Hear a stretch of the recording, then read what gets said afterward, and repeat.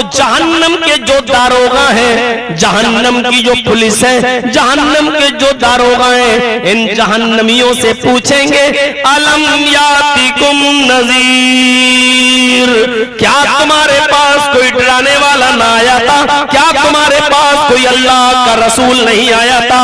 क्या तुम्हें अल्लाह के अज़ाब से कोई डराने के लिए नहीं भेजा गया था? क्या तुमने उसकी बातों को नहीं सुना था? या तुम्हारे पास कोई डराने वाला ही नहीं? अस्सलामु अलैकुम व रहमतुल्लाहि व बरकातुहू।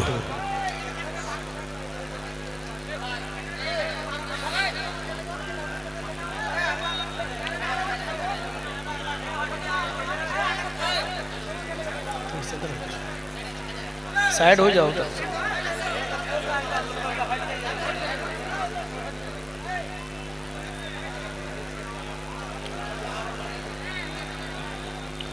अल्हम्दुलिल्लाह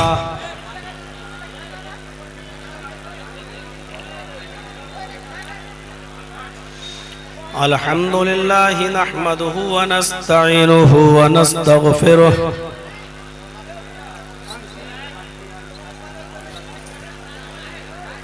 व नऊज़ु बिल्लाहि मिन शुरूरि अनफुसिना व मिन सय्यिआति अअमालिना।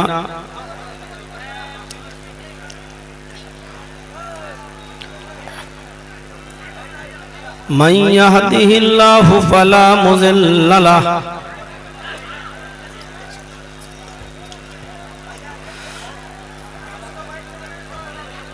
व मन युज़लिल्हु फला हादिय लहु।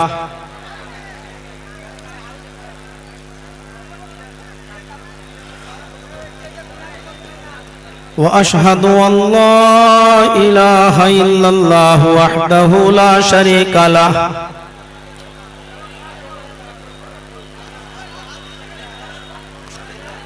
व अशहदु अन्न मुहम्मदन अब्दुहु व रसूलुहु। अम्मा बाद फ़इन्न खैरल हदीस किताबुल्लाह व खैरल हदी हदी मुहम्मदिन सल्लल्लाहु अलैहि वसल्लम व शर्रुल उमूरि मुहदसातुहा व कुल्लु मुहदसतिन बिदअह व कुल्लु बिदअतिन ज़लालह व कुल्लु ज़लालतिन फिन्नार।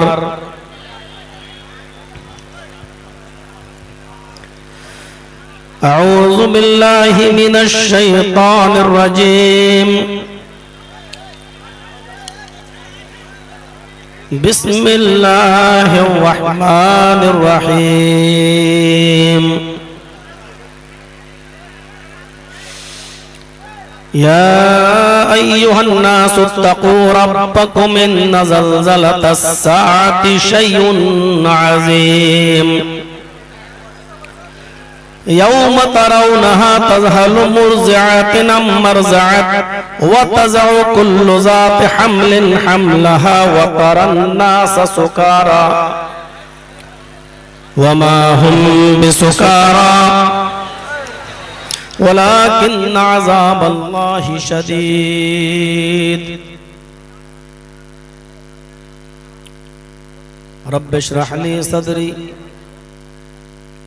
वयस्सिर ली अमरी वहलुल उक़दतम मिन लिसानी यफ़क़हू क़ौली।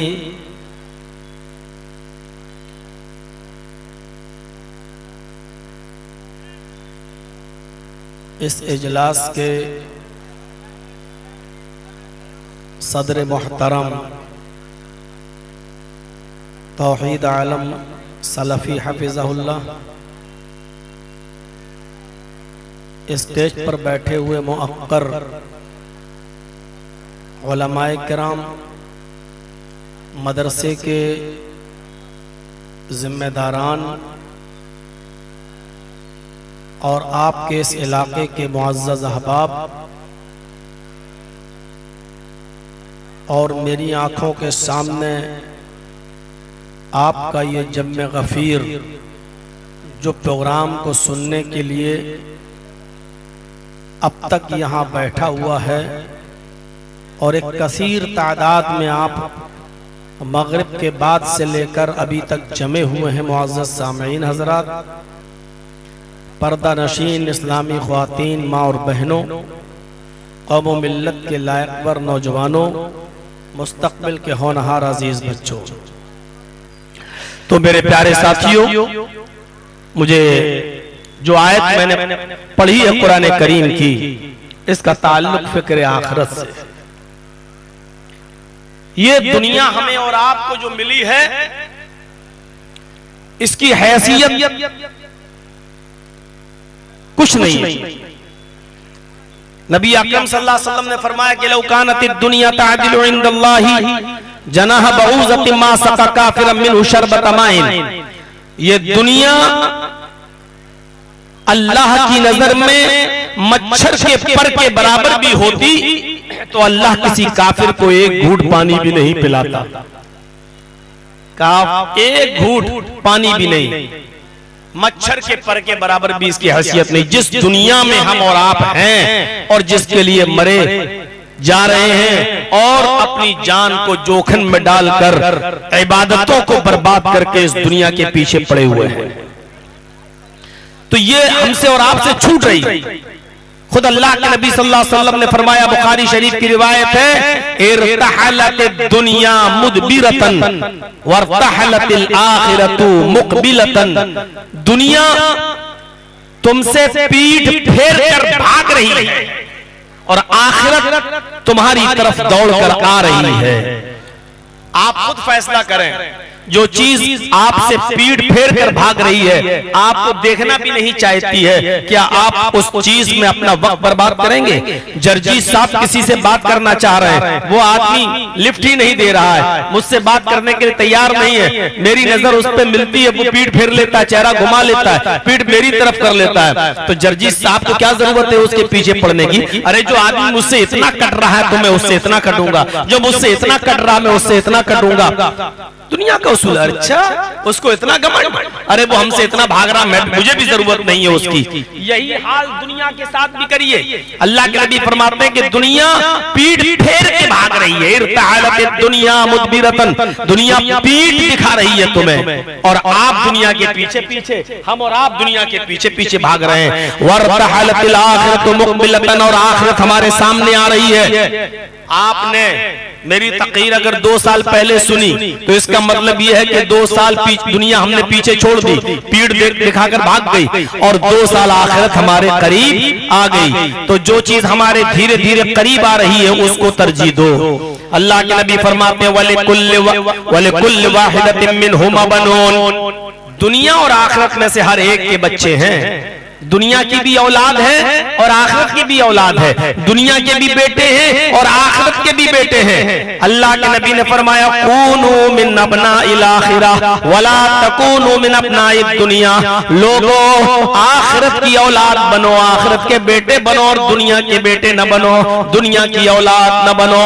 ये बुखारी शरीफ की रिवायत जो मैंने आपके सामने रख दी। तो ये दुनिया का अंजाम तो यही है कि खत्म होना है। दुनिया में कोई भी धर्म उठाकर देख ले, कोई भी धर्म, किसी भी धर्म के अंदर आपको ये नहीं मिलेगा कि आपको हमेशा रहना है, और किसी भी धर्म के अंदर ये नहीं मिलेगा कि मरने के बाद आप मरकर मिट्टी में मिल जाएंगे या किसी को जला दिया जाए तो वो राख बन जाएगा और फिर उसका कुछ नहीं होगा। किसी भी धर्म में ये भी नहीं है। हमारे मजहब में यह है कि आपको कब्र में दफन कर दिया गया तो कब्र भी पीछा नहीं छोड़ेगी, अगरचे रूह इल्लीन या सिज्जीन में है, उस रूह का एक ताल्लुक बंदे के साथ रहता है कब्र के अंदर।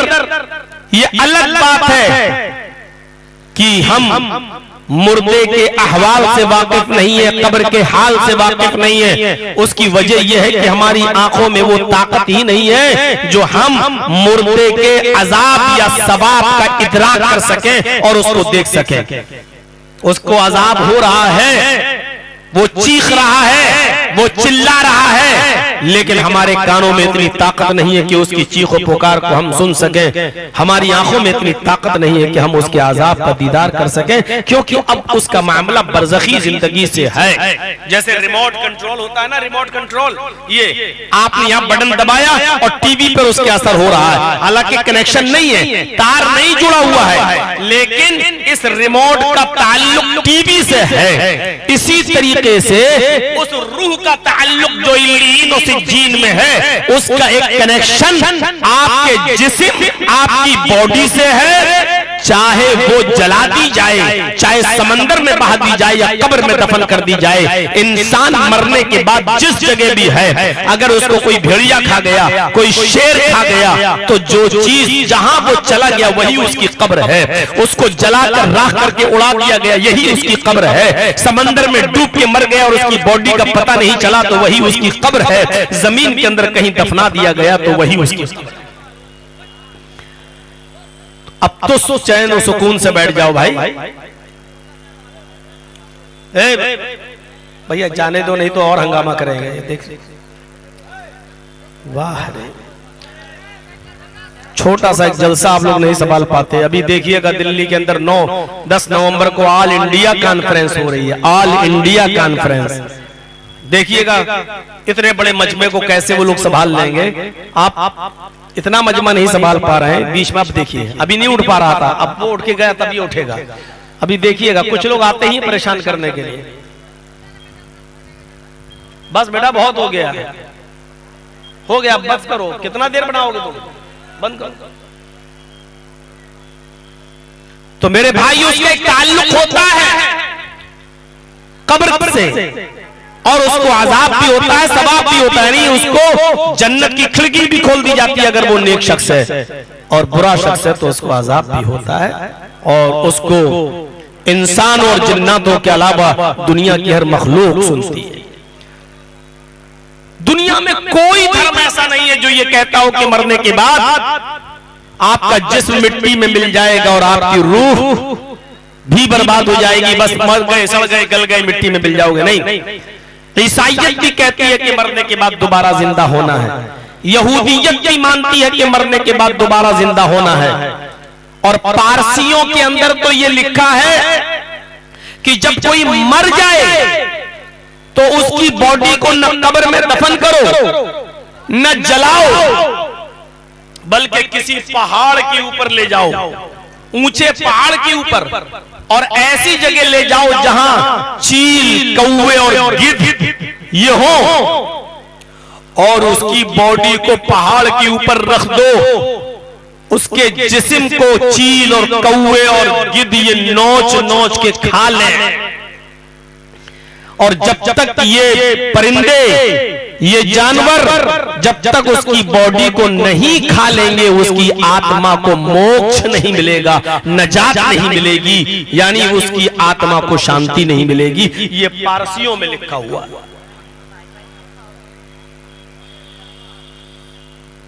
हिंदू धर्म के अंदर भी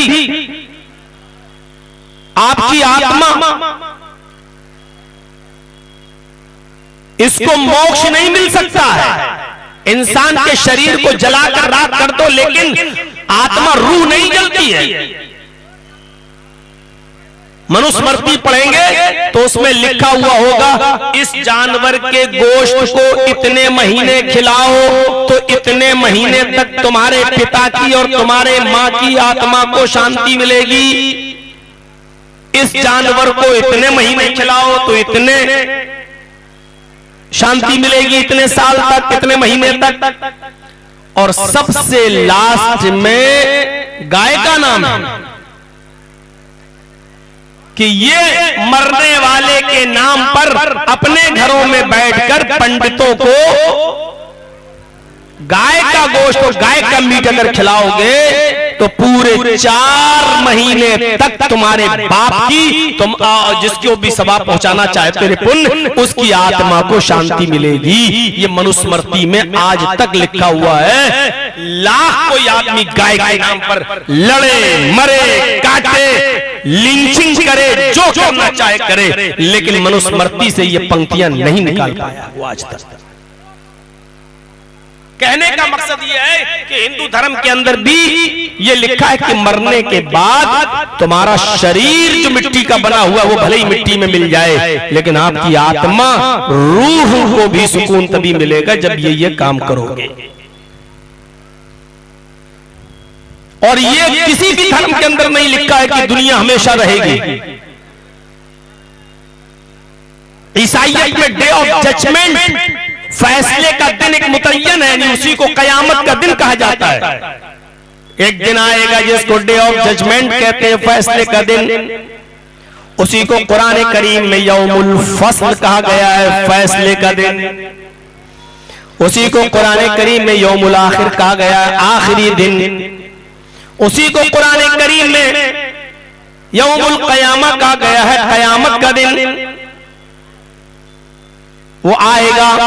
और उसी को हिंदू धर्म के अंदर प्रलय और महाप्रलय के नाम से याद किया गया है कि एक दिन आएगा जिस दिन प्रलय होगी, कयामत होगी। उस दिन विश्व की सारी मानवता और सारी इंसानियत और पूरा विश्व के अंदर जितनी भी चीजें सब नष्ट हो जाएंगी, डिस्ट्रॉय हो जाएंगी, बर्बाद हो जाएंगी, खत्म हो जाएंगी। ये वेदों में भी लिखा है, पुराणों में भी लिखा है कि एक दिन आएगा जिसको महाप्रलय कहा जाता है। उस दिन पूरी दुनिया, पूरा विश्व डिस्ट्रॉय हो जाएगा, बर्बाद हो जाएगा, नष्ट हो जाएगा। सिर्फ ईश्वर की एक जात बाकी रहेगी, सिर्फ प्रभु बाकी रहेगा, अल्लाह बाकी रहेगा। उसी को कुरान ने कहा है, कुल्लु मन अलैहा फान व यबका वजहु रब्बिका ज़ुल जलाली वल इकराम। दुनिया में जितनी भी चीजें तुम देख रहे हो सब फना हो जाएंगी, किसी को बका नहीं है। व यबका वजहु रब्बिका ज़ुल जलाली वल इकराम, सिर्फ तेरे रब का चेहरा और तेरे रब की जात बाकी रहेगी।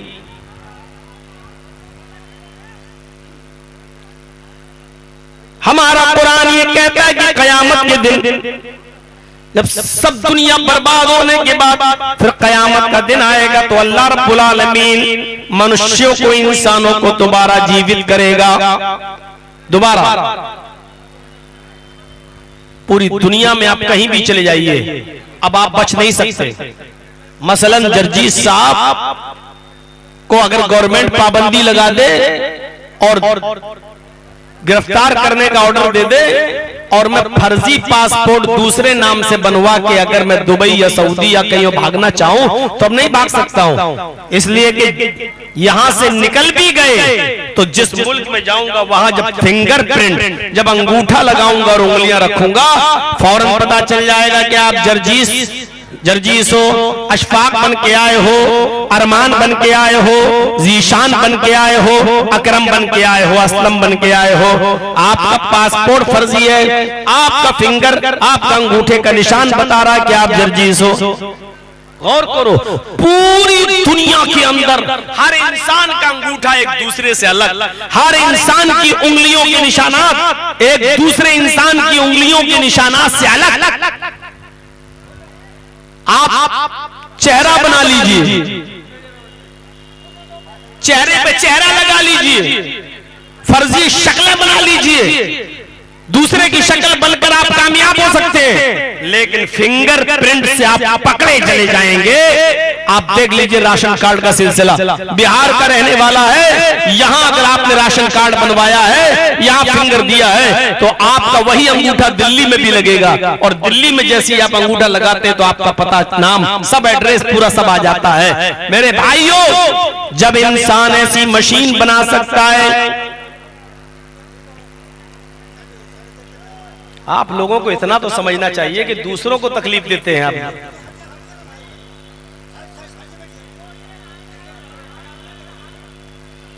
सब एक तो मौलाना बन जाते हैं, स्टेज पे बैठ जाते हैं, सब लगता है जैसे मोदी बन गए। आप लोगों के यहाँ एक उसूल नहीं होता है, जिसको इनवाइट किया है, दावत दी गई, उसको बिठा लो स्टेज पे। एक उसूल होना चाहिए, एक जाब्ता होना चाहिए ना। दूसरा, मेरा भाई बैठ गया तो अब आपका भी भाई, अब आप कहेंगे तेरा भाई बैठा तो मेरा भाई क्यों नहीं बैठेगा, उसी में होता है सब कुछ गड़बड़। और स्टेज पे जो बैठ गए वो समझते हैं कि अब हम तो सबके बाप हो गए हैं, हमसे बड़ा कोई नहीं है। वो समझते कि इज्जत का मालिक अब मैं ही हो गया हूं, और फिर दूसरों को तकलीफ देते हैं। अब बैठना ही इतना शौक, तो कम से कम इन लोगों को जो सामने आमने बैठे उनको नजर तो आना चाहिए। आप लोग ऐसे घेरे बैठे हैं इधर के लोग, इनको यहाँ पीछे आ जाना चाहिए, थोड़ा सा पीछे आ जाइए। इतना पीछे जगह बैठी बनी हुई है, चले जाइए। और भाई जो इतनी देर से बैठा है वो तो देखेगा, वो तो नजर लगाएगा।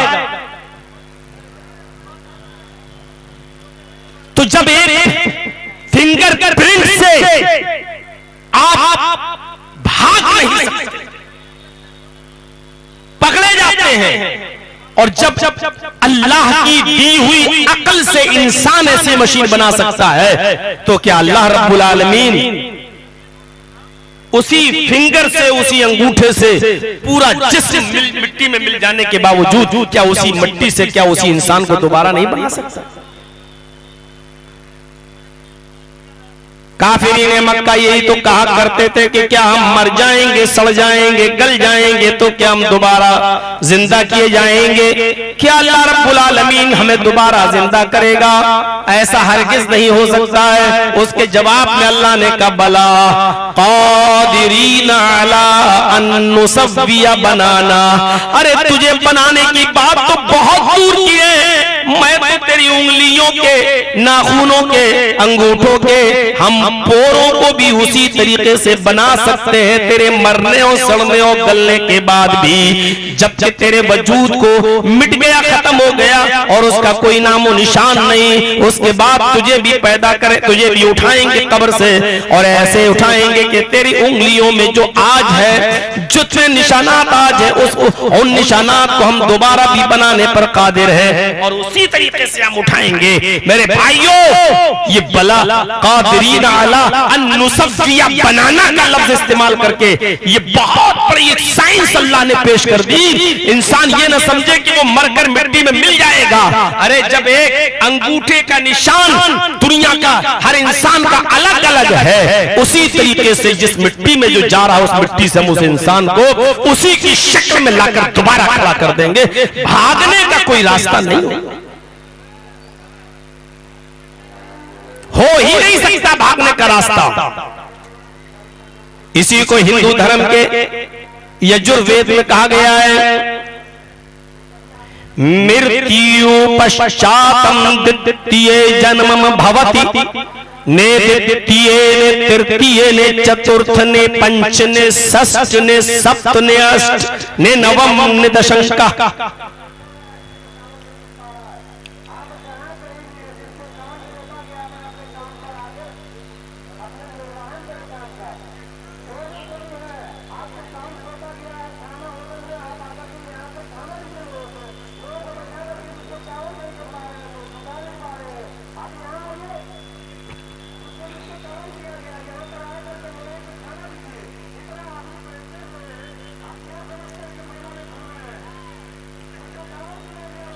पहले उसकी तकरीर हो जाने दीजिए, उसके बाद हमारी चले।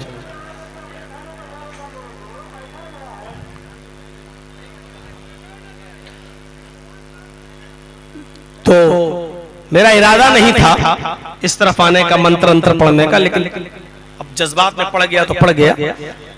तो मेरे भाइयों, इसी बात को कहा गया है, मृत्यु पश्चातम द्वितीये जन्मम भवति। देख कितने वाज़ेह शब्दों में कहा गया, मरने के बाद तुम्हारा एक दूसरा जन्म होगा, मरने के बाद तुम दोबारा उठोगे। और आगे की बात कहकर सबको खत्म कर दिया। ने तृतीय ने चतुर्थ ने पंच ने षष्ठ ने सप्त ने अष्ट ने नवम ने दशंका। दूसरी बारी तुम उठाए जाओगे, दूसरी बारी तुम्हारा जन्म होगा। न तीसरी बार, न चौथी बार, न पांचवी बार, न छठी बार, न सातवीं बार, न आठवीं बार, न नवीं बार, न 10वीं बार। यानी मरने के बाद दोबारा ही तुम्हें उठाया जाएगा। तीसरी बार नहीं, चौथी बार नहीं, पांचवी बार नहीं, आखिरी 10वीं बार भी नहीं। यानी न तुम मरने के बाद कुत्ता बनोगे, न बिल्ली बनोगे, न चूहा बनोगे, न बंदर बनोगे, न छछूंदर बनोगे, न आलू प्याज लहसुन ये सब चीजें तो बनना ही नहीं है। मरने के बाद तुम्हारा एक दूसरा जीवन होगा, दोबारा जिंदगी दी जाएगी, यानी तुम्हें तुम्हारे वजूद के साथ उठाया जाएगा। इसी को कुरान ने कहा है, अलम यकुन नुतफतम मिन मनी युमना थुम्मा काना अलकतन फखलक फसव्वा फजअला मिनहु ज़ौजैनि ज़कर वल उन्सा अलैसा ज़ालिका बिक़ादिरिन अला अन युह्यियल मौता अलम यकु नुतफतम मिन मनी युमना। ऐ इंसान, क्या तू ये समझता है कि तुझे बगैर हिसाब किताब के यूं ही छोड़ दिया जाएगा?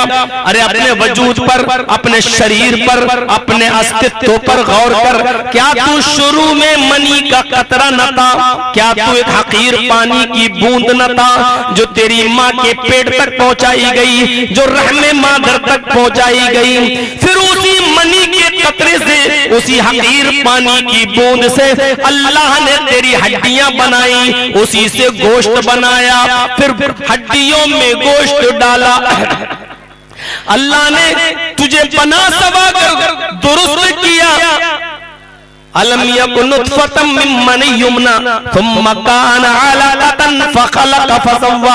गोश्त का लोथड़ा भी बनाया, जमा हुआ खून बनाया, गोश्त का लोथड़ा बनाया, हड्डियां बनाई, गोश्त बनाया, हड्डियों में गोश्त डाला, आंखें बनाई, दिमाग बनाया, चेहरा बनाया, दिल बनाया, हाथ बनाए, पैर बनाए, फखलक फसव्वा। तुझे बना सवा कर पूरा इंसान की शक्ल में तुझे बाहर ले आया। इतना ही नहीं, फजअला मिनहु ज़ौजैनि ज़कर वल उन्सा। तेरी माँ के पेट ही के अंदर उसने मर्द भी बना दिया, औरत भी बना दिया, मुज़क्कर भी बना दिया, मुअन्नस भी बना दिया, लड़का बना दिया, लड़की भी बना दिया। ओ मेरे बंदो, जब मैं ये सारे काम कर सकता हूँ उस पानी की एक हकीर बूंद से, उस पानी की एक जलील बूंद से, हम जब ये सारे के सारे काम कर सकते हैं, रहमे मादर में हम उसकी हड्डी बना सकते, हम उसका गोश्त बना सकते,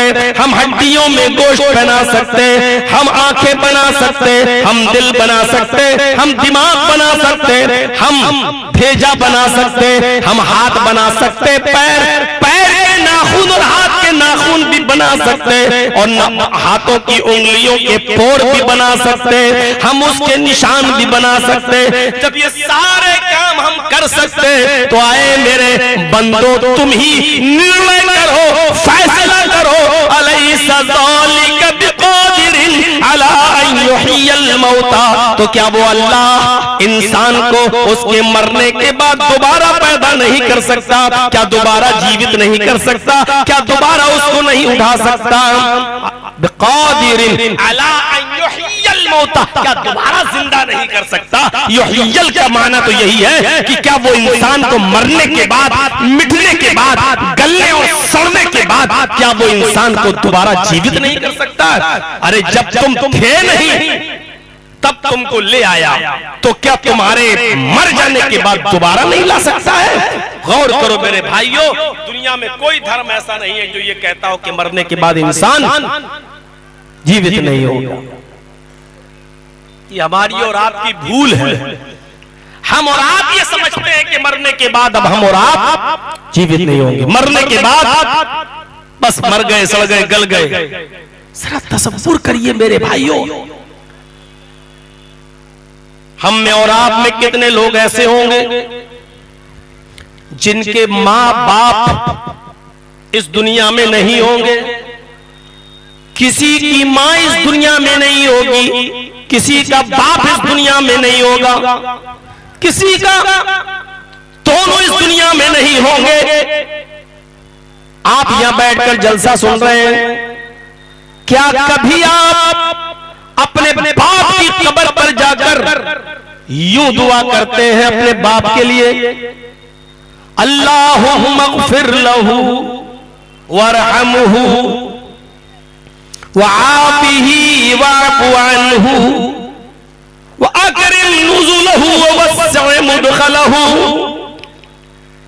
वग़सिलहू बिलमाई वस्सल्जी वलबरद व नक्कीही मिनल खताया कमा नक्कैत अस्सौबल अब्यज़ मिनद दनस व अब्दिलहु दारन खैरम मिन दारिही व अहलन खैरम मिन अहलिही व ज़ौजन खैरम मिन ज़ौजिही व अदखिलहुल जन्ना व अइज़हु मिन अज़ाबिल क़ब्र व मिन अज़ाबिन नार।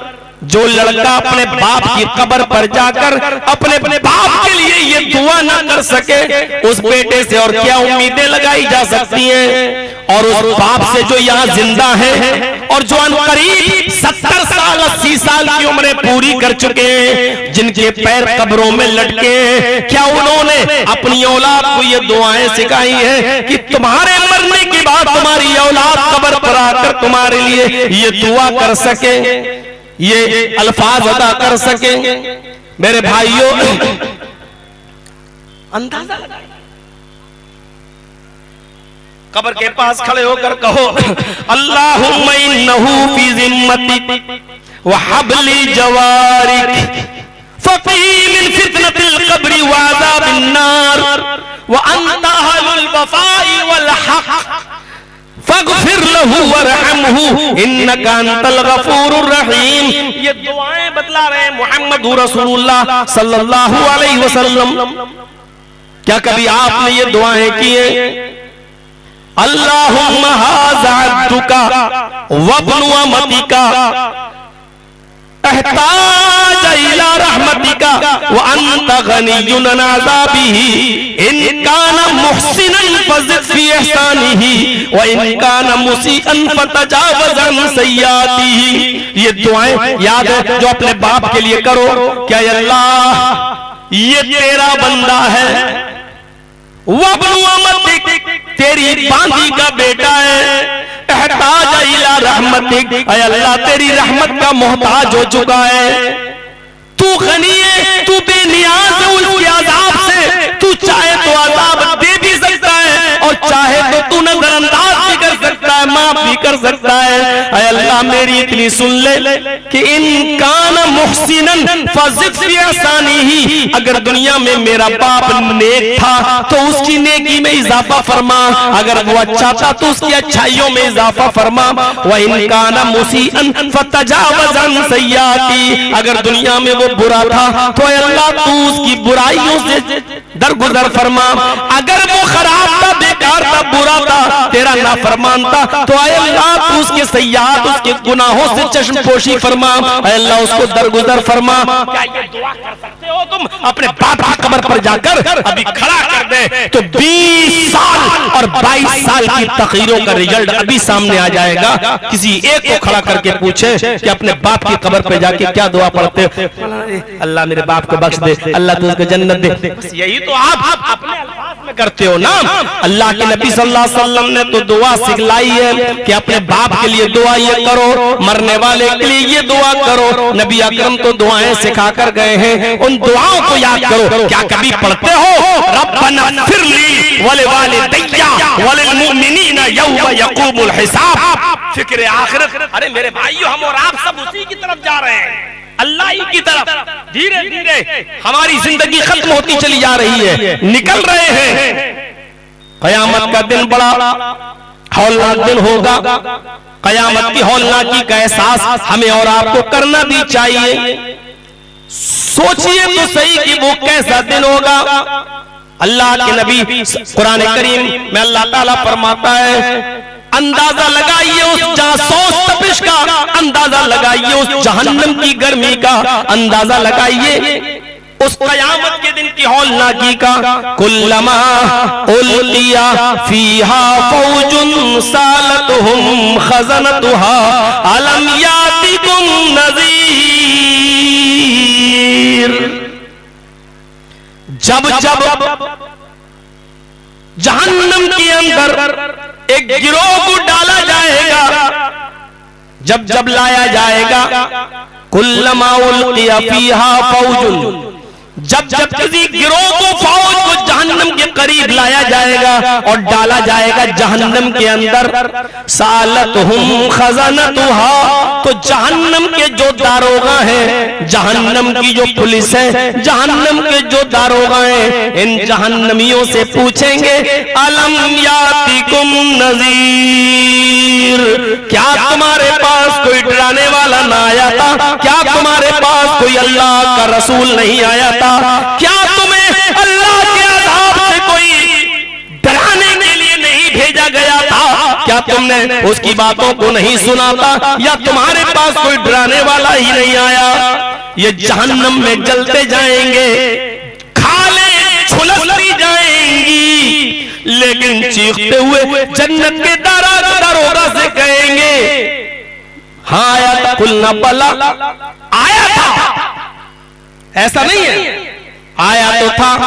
फकज़्ज़बना व कुलना मा नज़्ज़लल्लाहु मिन शैइन अंतुम इल्ला फी ज़लालिन कबीर।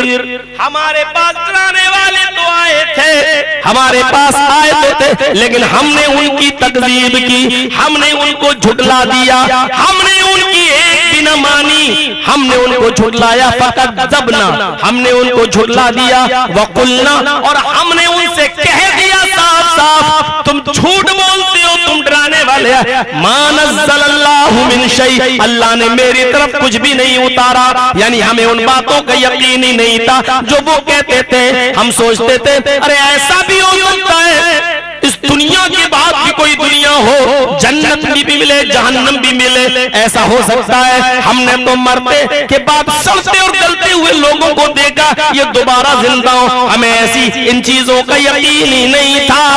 वो चीखेंगे, चिल्लाएंगे और कहेंगे वक़ालू लौ कुन्ना नस्मउ व नाक़िलु मा कुन्ना फी अस्हाबिस सगीर। ऐ जहन्नम के दारोगा सुनो, ऐ काश कि हमने सुना होता, लौ कुन्ना नस्मउ, हमने अपने कानों से उन नबियों की, रसूलों की, उलमा की बातों को सुना होता, और नाक़िलु, और अकल से काम लिया होता, अक्ल शऊर से काम लिया होता, तो मा कुन्ना फी अस्हाबिस सगीर, तो आज हम जहन्नम में जलने वालों में से न होते, हम जहन्नम में जलने वालों में से नहीं होते। हमने अक्ल शऊर से काम नहीं लिया, हमने सुना नहीं उनकी बातों को, हम सुन रहे हैं, लेकिन अभी यहां से निकलेंगे तो हम एक कान से सुनेंगे और दूसरे कान से निकाल देंगे, कोई फर्क नहीं पड़ता, हमारी सेहत पर कोई फर्क नहीं पड़ेगा। सुबह फजर की नमाज में हमारी मस्जिदें बता देंगी कि जर्जीस साहब ने तकरीर की, उसका कितना असर पड़ा। मेडिकल साइंस में एक बीमारी है जिसका नाम डायरिया है, सुना है ना डायरिया? डायरिया जानते हो कौन सी बीमारी होती है? लूज मोशन, पानी जैसी पतली लैट्रीन है, इंसान जो भी खाता है वो हजम ही नहीं होता, पेट को लगता ही नहीं है, न खून बनता है उसका, न ताकत बनती है, जो खाया मुंह से वही चीज पानी में मिलकर अंदर जाकर लैट्रिन के रास्ते से बाहर, इसको कहा जाता है डायरिया। मुंह से खाया दूसरे रास्ते से बाहर, जो खाया उसका कोई असर ही नहीं पड़ रहा है आपकी बॉडी पर, क्योंकि न वो ताकत दे रहा है, न वो खून बना रहा है, न आपके अंदर एनर्जी पैदा कर रहा है, वो चीज आपकी बॉडी पे लगी नहीं रही है। 20-20, 25-25 मोशन आपको दिन भर में हो रहे हैं। जो मुंह के रास्ते से खाते हैं और लैट्रिन के रास्ते से वो चीज बाहर हो जाए, इस चीज को मेडिकल साइंस की जबान में बोला जाता है डायरिया। ये डायरिया है, एक रास्ते से खाया दूसरे रास्ते से निकल गया। हमें कानों का डायरिया हो गया है, जो सुनते हैं एक कान से और दूसरे कान से हम उसको निकाल देते हैं। जिस तरह खाने और पीने और ताकत की चीजों का असर हमारी बॉडी, हमारे दिल, हमारे पेट, हमारे जिस्म पर नहीं होता, उसी तरीके से इतनी लंबी चौड़ी जलसे, तकरीरें और कॉन्फ्रेंसों का असर हमारे शरीर पर, हमारे वजूद पर नहीं होता है, हमारी रूह पर नहीं होता है। गौर एक कान से सुना और दूसरे कान से हमने उसको निकाल दिया। कोई फर्क नहीं पड़ता है हमारी जिंदगियों पर, कोई फर्क नहीं पड़ता है। मेरे प्यारे साथियों, गौर कीजिए, जिस तरीके से इंसान का जिस्म बीमारियों से मुलव्वस होता है, उसको बुखार आता है, पेट में दर्द होता है, वो चीखता है, चिल्लाता है, दर्द से कराता है, जिस तरह इंसान का जिस्म बीमारी में मुलव्वस होता है, उसी तरीके से इंसान की रूह भी बीमारी से मुलव्वस होती है। क्योंकि इंसान दो चीजों के मजमूए का नाम है, एक तो बॉडी और दूसरी रूह। बॉडी में रूह है तो इंसान है, यानी दोनों चीजें जब तक है तो इंसान है।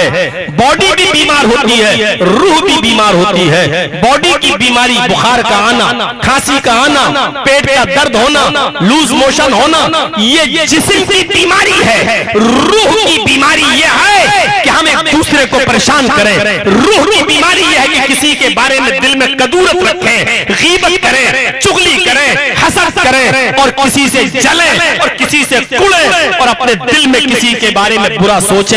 ये रूह की बीमारी है। मेरे भाइयों, जिस तरीके से जिस्म की बीमारी का इलाज है अल्लाह ने उतारा है, उसी तरीके से रूह की बीमारी का इलाज भी अल्लाह ने तौबा और इस्तिग़फ़ार और एक दूसरे से गिले और शिकवे को दूर करके माफी और तलाफी करके खत्म कर देना, ये रूह का इलाज है। रूहानी इलाज करो, जिस्मानी इलाज तो दवा से हो जाएगा, रूहानी इलाज करो, रूहानी इलाज।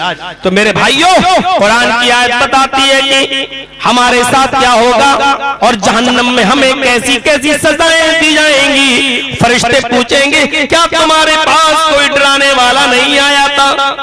क्या तुम्हारे पास कोई डराने वाला नहीं आया था? उस वक्त हम क्या जवाब देंगे?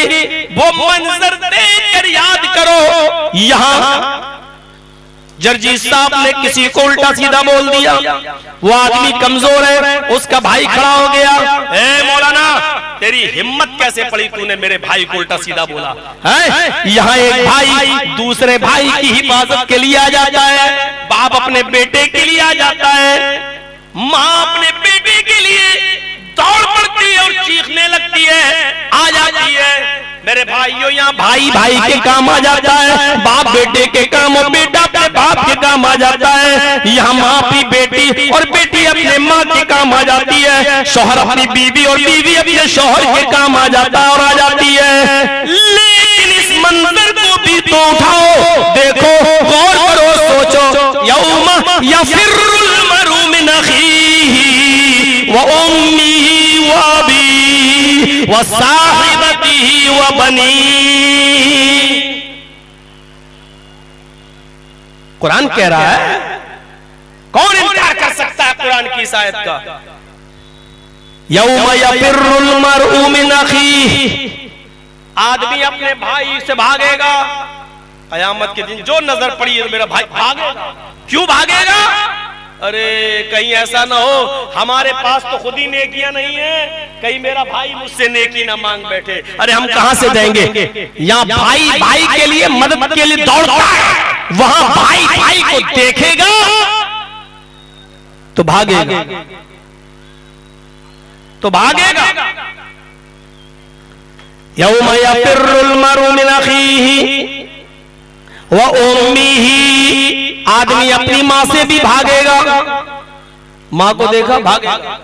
माँ के लिए अपनी जान देने को तैयार होते हो दुनिया में, लेकिन कयामत के दिन माँ को देखोगे तो भागोगे, कहीं माँ मुझसे नेकी ना मांग बैठे। यानी भाई जहन्नम में जाए जाए मेरी बला से मैं ना जाऊं, माँ जहन्नम में जाए जाए मेरी बला से मैं ना जाऊं। यौमा यफिर्रुल मर'उ मिन अखीही व उम्मिही व अबीही, अपने बाप को देखकर भी भागेगा। बेटा अपने बाप से भागेगा।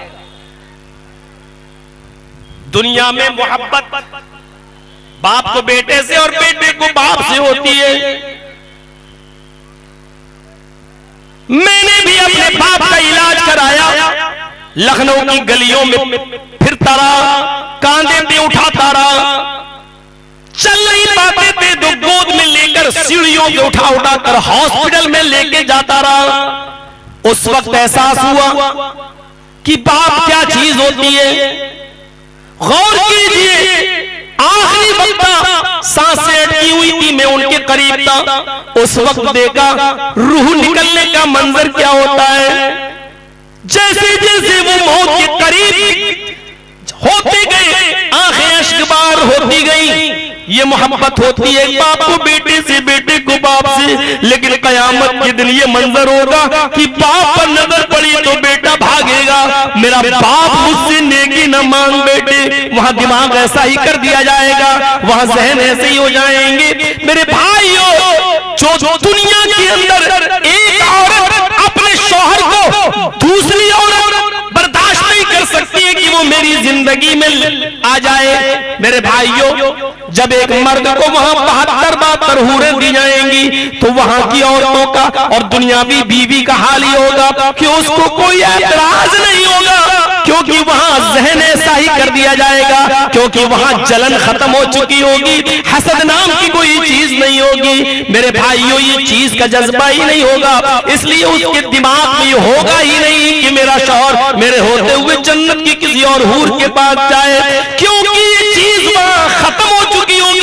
ये हसद, ये कीना, ये बुग़्ज़ निकल चुका होगा और अल्लाह ऐसा मिजाज बना देगा कि वो परमिशन क्या, वो खुद चाहेगी कि तुम इसके पास भी जाओ, इसके पास भी जाओ। मेरे भाइयों, ऐसा जहन होगा कि जब बाप को देखा जाएगा तो बेटा अपने बाप को देखकर भागेगा।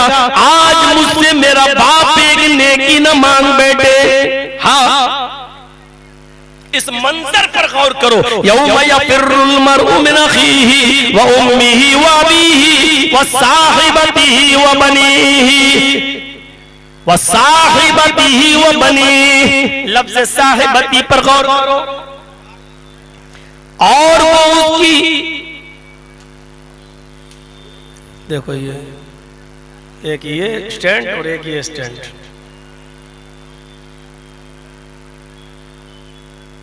किसका ये है? क्या कर रहे हो आप लोग यार? देखो वो लगा, वो लगा, वो लगा, वो लगा, सब तो लगे हुए हैं।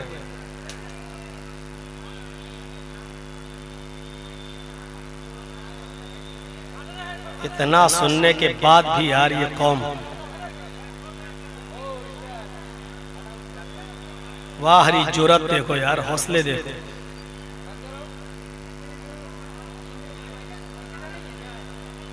इसको उठा के यहां रखो, तो जिसका लगा हुआ उसको छीन के इधर ले आओ। अरे उठा, रजाकार कहां है यार? जिन लोगों को हम रखे हुए हैं वो लोग जाने क्या करते हैं। उठा के यहां ले आओ। डिलीट कर दो ये वीडियो, सब डिलीट करो, इधर आके डिलीट कर दो सब। ये रहने हमारा यार, इतना भी जब तक ये शुरू से ही इन पे पाबंदी नहीं लगेगी ये नहीं मानेंगे।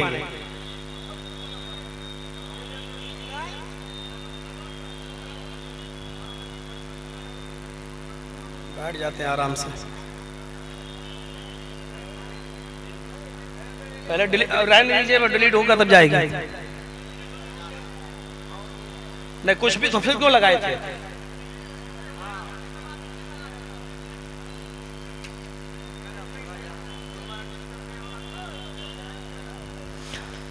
तो भाई देखिए, जलसा कमेटी के लोगों को भी चाहिए, जब हम आपके लिए इतना कर रहे हैं तो कम से कम देखिए,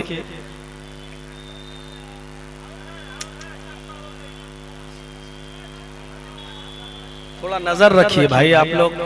अरे वो कहाँ चला गया अमीन, उसको देखो, बुलाओ। आप लोगों को यहाँ रखता हूँ इसलिए कि नजर रखें। तो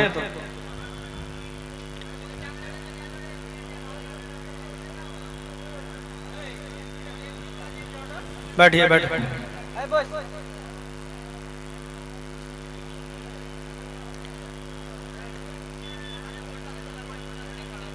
तो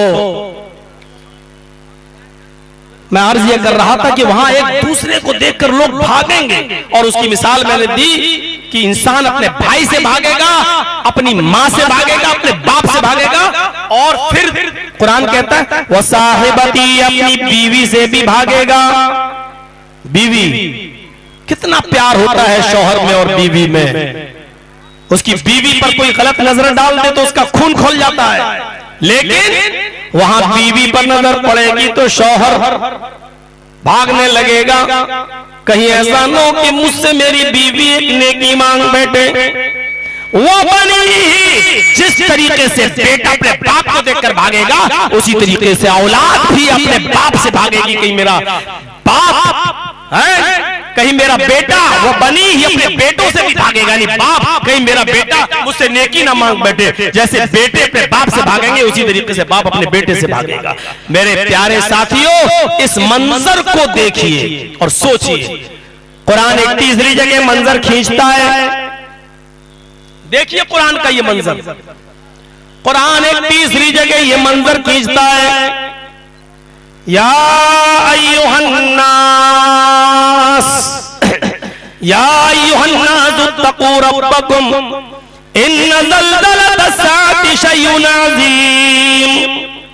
ऐ लोगों, यहां मुसलमानों नहीं कहा, या अय्युहन्नास, हाय सारी दुनिया के इंसानों, इत्तक़ू रब्बकुम, अपने रब से डरो।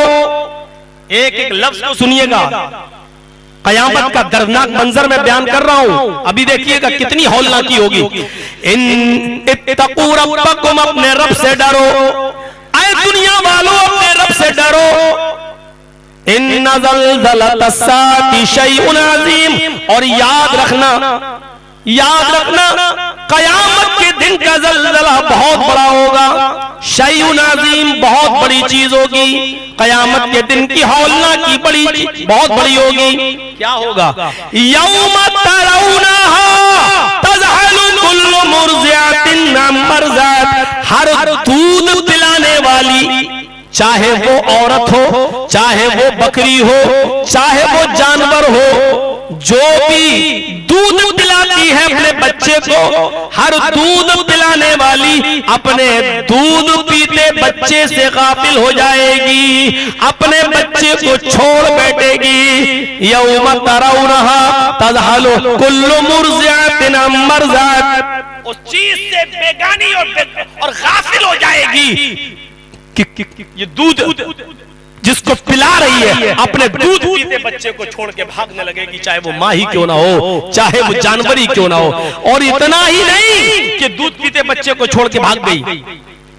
कई सालों पहले जब भोपाल में गैस कांड हुआ था, गैस कांड, जो गैस निकली थी जिसमें सैकड़ों लोगों की जानें चली गई थी, हजारों लोगों की, जब गैस फट गई थी और लोगों की सांसें रुकने लगी, तो यही हाल था।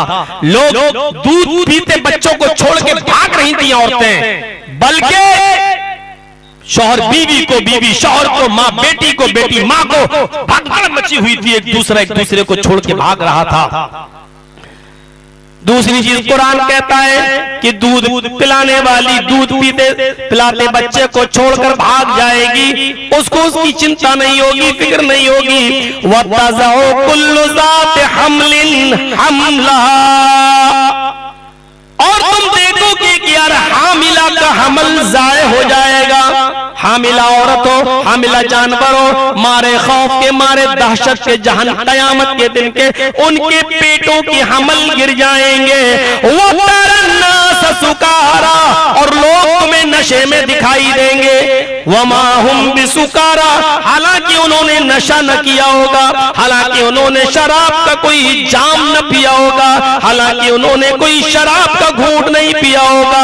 वतरन्नास सुकारा, तुम्हें लोग नशे में दिखाई देंगे, हालांकि उन्होंने कोई नशा न किया होगा। वलाकिन्न अज़ाब अल्लाहि शदीद, अल्लाह का अज़ाब भी इतना सख्त होगा, उस सख्त अज़ाब की सख्ती की वजह से लोग नशे में दिखाई देंगे, हामिला जानवरों के हमल गिर जाएंगे, और दूध पिलाने वाली अपने दूध पीते बच्चे से गाफिल हो जाएंगी। मेरे भाइयों, ये मंजर होगा कयामत का, ये हौलनाकी होगी कयामत की। डरो, आखिरत का एहसास करो अपने अंदर, एक दिन हमें उस आखिरत के अंदर अपने कर्मों का, अपने अमलों का हिसाब देना होगा। आज अमल है, हिसाब नहीं। अल्लाह के नबी ने फरमाया यौम अमलुन ला हिसाब व गदन हिसाबुन ला अमल। आज अमल है, अमल कर लो, कोई हिसाब लेने वाला नहीं है, और कल हिसाब व किताब होगा तो अमल की मोहलत नहीं मिलेगी। कल जब अल्लाह कयामत के दिन कहेगा बता अपनी जिंदगी कहां गुजारी, अल्लाह मैं नमाज पढ़ के आता हूं। कयामत के दिन सिर्फ हिसाब होगा, कोई अमल का मौका नहीं मिलेगा। इसलिए आज अमल है, हिसाब किताब नहीं। अच्छा कर लो या बुरा, आज अमल का दिन है, अमल के अय्याम है। ये दुनिया अमल के लिए है, यहाँ कोई कोई से हिसाब लेने वाला नहीं है। लेकिन और कयामत के दिन सिर्फ हिसाब होगा, वहां अमल की कोई मोहलत नहीं होगी। अब आपकी और हमारी जिम्मेदारी है कि यहाँ अमल करना बेहतर समझते हैं या वहां हिसाब किताब देना बेहतर समझते हैं। हम और आप सब सोचें, इस मामले पर गौर करें। फरमाया कयामत के दिन जहन्नम खींच कर लाई जाएगी।